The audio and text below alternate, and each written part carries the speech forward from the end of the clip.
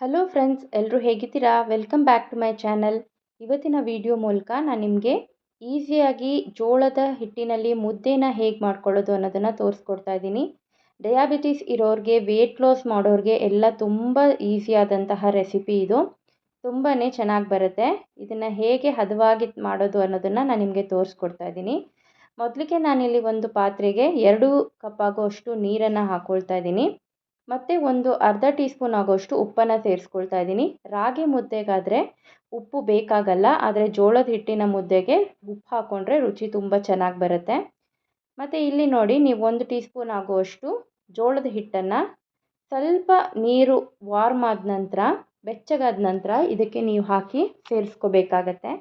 ಈ ರೀತಿಯಾಗಿ ನೋಡಿ, ಯಾವುದೇ ರೀತಿಯಾದಂತಹ ಗಂಟು ಕೂಡ ಬರೋದಿಲ್ಲ ಸ್ವಲ್ಪ ಬೆಚ್ಚಗಾಗಿರೋದ್ರಿಂದ. ನೀರು ತುಂಬ ಬಿಸಿ ಆದಮೇಲೆ ನೀವು ಇದನ್ನು ಹಾಕ್ಕೊಳ್ಬೇಡಿ.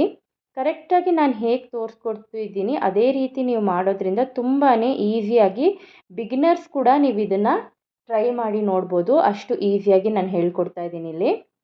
ಈ ಥರ ನೀವು ಮಾಡೋದ್ರಿಂದ ಪರ್ಫೆಕ್ಟ್ ಆದಂತಹ ಜೋಳದ ಹಿಟ್ಟಿನ ಮುದ್ದೆ ರೆಡಿ ಆಗಿಬಿಡುತ್ತೆ. ನೋಡಿ, ಈ ಥರ ಸ್ವಲ್ಪ ಕುದಿ ಬರಬೇಕು. ಸ್ವಲ್ಪ ಕುದಿ ಬಂದ ನಂತರ ನಾವು ಇದನ್ನು 1 ಕಪ್ ಆಗುವಷ್ಟು ಜೋಳದ ಹಿಟ್ಟನ್ನು ಸೇರಿಸ್ಕೊಳ್ತಾ ಇದ್ದೀನಿ. 2 ಕಪ್ ನೀರಿಗೆ 1 ಕಪ್ ಆಗುವಷ್ಟು ಜೋಳದ ಹಿಟ್ಟನ್ನು ಸೇರಿಸ್ಕೊತಾ ಇದ್ದೀನಿ ನಾನಿಲ್ಲಿ.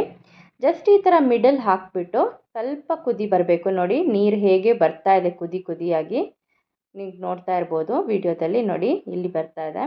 ಹೀಗಾದ ನಂತರ ನೀವು ಇದನ್ನು ಜಸ್ಟ್ ಈ ಥರ ಮೇಲ್ಗಡೆ ಇರೋ ಹಿಟ್ಟನ್ನೆಲ್ಲ ಈ ಥರ ಕ್ಲಾಕ್ ವೈಸ್ ಡೈರೆಕ್ಷನಲ್ಲಿ ಮಿಕ್ಸ್ ಮಾಡ್ಕೊಳ್ತಾ ಹೋಗಬೇಕು. ತುಂಬ ಏನು ಕುದಿ ಬರೋದು ಬೇಡ, ಜಸ್ಟ್ ಅದು ಕುದೀತಾ ಇದೆ ಅಂತ ನಿಮ್ಗೆ ಗೊತ್ತಾಗುತ್ತೆ ಆವಾಗ. ನೋಡಿ, ಆಗ ಗಂಟು ಕೂಡ ಆಗೋದಿಲ್ಲ ನಿಮಗೆ. ನೋಡಿ, ಈ ರೀತಿಯಾಗಿ ನೀವು ಕ್ಲಾಕ್ ವೈಸ್ ಡೈರೆಕ್ಷನಲ್ಲಿ ತಿರ್ಸ್ಕೊತಾ ಹೋಗ್ಬೋದು. ಎಷ್ಟು ಚೆನ್ನಾಗಿ ನೀವು ಈ ಥರ ನಾದ್ಕೋತೀರ ಫಸ್ಟ್ಗೆ, ಆವಾಗ ಗಂಟುಗಳು ಕೂಡ ಬಿಡಿಸ್ಕೊಳ್ಳುತ್ತೆ, ಗಂಟಿದ್ರೆ ಕೂಡ.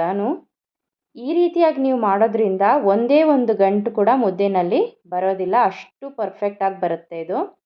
ನೋಡಿ, ಯಾವ ರೀತಿಯಾಗಿ ಬರ್ತಾ ಇದೆ ಅಂತ. ಈ ಥರ ನೀವು ಲೋ ಫ್ಲೇಮಲ್ಲಿ ಇಟ್ಕೊಂಡು ಚೆನ್ನಾಗಿ ಈ ಥರ ಮಿಕ್ಸ್ ಮಾಡ್ಕೊಳ್ತಾ ಇರಬೇಕು. ನೋಡಿ, ಈ ಥರ ಮಿಕ್ಸ್ ಮಾಡ್ಕೊಳ್ಬೇಕು. ನೀವು ತಿರುವಾಗ್ತಾ ಹಿಟ್ಟು ಕೂಡ ಗಟ್ಟಿ ಆಗ್ತಾ ಬರುತ್ತೆ.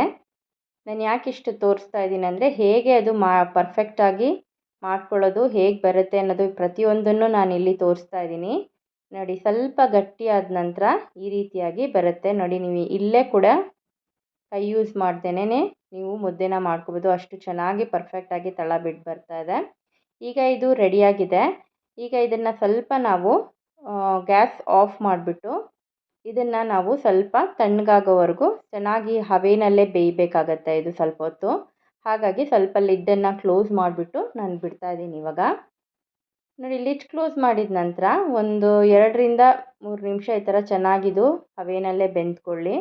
ಹಿಟ್ಟು ಚೆನ್ನಾಗಿ ಬೆಂದಿದೆ, ಇವಾಗ ರೆಡಿಯಾಗಿದೆ ಇವಾಗ. ಈಗ ನಾನು ಇದನ್ನು ಸ್ವಲ್ಪ ತಣ್ಣಗಾದ ನಂತರ ಇದಕ್ಕೆ ಕೈ ಮುಟ್ಟುವಷ್ಟು ಬಿಸಿ ಇರಬೇಕು. ಈಗ ಇದಕ್ಕೆ ಹಾಕ್ಕೊಳ್ತಾ ಇದ್ದೀನಿ ಪ್ಲೇಟ್ಗೆ. ಮುದ್ದೆನ ನಾವು ಹೇಗೆ ಮಾಡ್ಕೋತೀವಲ್ವ ಅದೇ ರೀತಿಯಾಗಿ ನಾವು ಇದನ್ನು ತಟ್ಕೋಬೇಕು. ಸ್ವಲ್ಪ ಕೈ ಆಡಿಸೋಷ್ಟು ಬಿಸಿ ಇದ್ದರೆ ನಿಮಗೆ ಕ್ಲೀನಾಗಿ ಬರುತ್ತೆ. ಕೈ ಸುಡುತ್ತೆ ಅಂತ ಹೇಳ್ಬಿಟ್ಟು ನಾನು ಸ್ಪೂನಲ್ಲಿ ಹಾಕ್ಕೊಳ್ತಾ ಇದ್ದೀನಿ. ಸ್ವಲ್ಪನೇ ನೀವು ಎಣ್ಣೆ ಅಥವಾ ನೀರನ್ನು ಮುಟ್ಟಿಸ್ಕೊಂಡು ಚೆನ್ನಾಗಿ ಇದನ್ನು ರೌಂಡಾಗಿ ಮಾಡ್ಕೊಳ್ಬೋದು. ನಿಮ್ಗೆ ಎಷ್ಟು ದೊಡ್ಡ ಮುದ್ದೆ ಬೇಕಾಗತ್ತೆ ಅಷ್ಟು ದೊಡ್ಡದಾಗಿ ನೀವು ಇದನ್ನು ರೆಡಿ ಮಾಡ್ಕೋಬೋದು. ನಾನಿಲ್ಲಿ ಒಂದು ಮುದ್ದೆನ ಮಾಡಿ ತೋರಿಸ್ತಾ ಇದ್ದೀನಿ. ಚಿಕ್ಕದಾಗಿ ಬೇಕು ಅಂತ ಹೇಳಿದ್ರೆ ನೀವು ಇದರಲ್ಲಿ ಚಿಕ್ಕದಾಗಿ ತೊಗೋಬೋದು. ನೋಡಿ, ಆ ಥರ ಕ್ಲೀನಾಗಿ ಬರ್ತಾ ಇದೆ ಅಂತ. ತುಂಬಾ ಚೆನ್ನಾಗಿ ಬರುತ್ತೆ, ತಿನ್ನೋದಕ್ಕೂ ಅಷ್ಟೇ ರುಚಿಯಾಗಿರುತ್ತೆ. ಕೆಲವರು ಇದಕ್ಕೆ ಮಸಾಲೆಗಳನ್ನೆಲ್ಲ ಸೇರಿಸ್ತಾರೆ, ಬಟ್ ಈ ರೀತಿಯಾಗಿ ನೀವು ಮಾಡ್ಕೊಟ್ಟು ತಿಂದರೂ ಕೂಡ ಆರಾಮಾಗಿ ನೀವು ಮುದ್ದೆನ ತಿನ್ಬೋದು. ಯಾವುದೇ ರೀತಿಯಾದಂತಹ ಸೊಪ್ಪು ಸಾರು ಜೊತೆಗೂ ತುಂಬ ಚೆನ್ನಾಗಿರುತ್ತೆ. ನಾನಿಲ್ಲಿ ಬಸಳೆ ಸೊಪ್ಪಿನ ಸಾರು ಮಾಡಿದ್ದೆ, ತುಂಬಾ ಅಲ್ಟಿಮೇಟ್ ಆಗಿತ್ತು ಟೇಸ್ಟ್ ಕೂಡ. ನೀವು ಟ್ರೈ ಮಾಡಿ ನೋಡಿ. Thank you for watching my video.